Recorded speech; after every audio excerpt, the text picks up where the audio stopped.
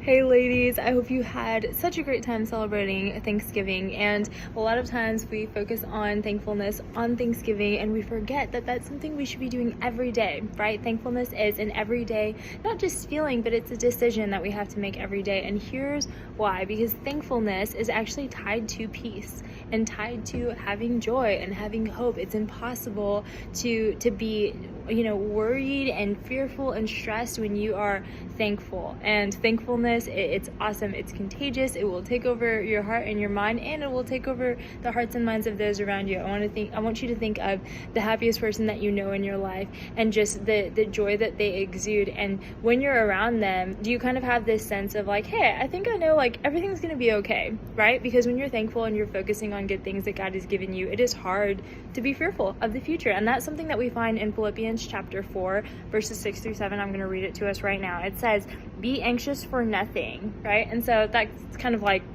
well, you can't just say that and for anxiousness to suddenly disappear, right? But he's going to tell you how we can get to that point.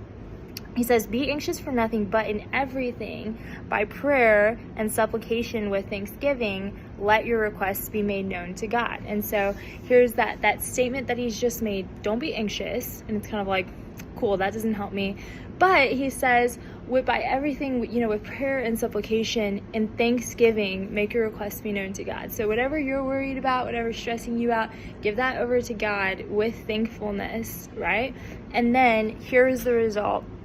"And the peace of God, which surpasses all understanding, will guard your hearts and your minds through Christ Jesus." And so that is the end result of that thankfulness, right? Giving those fears and those anxieties over to God. And now this is the result, is that you are going to have peace from God, peace that goes beyond your own understanding, something that you could not give yourself. So would love to talk with you more about this whenever I can see you on Sunday. And I hope that you guys have an awesome rest of your December celebrating Christmas with your families. See you guys soon. Bye.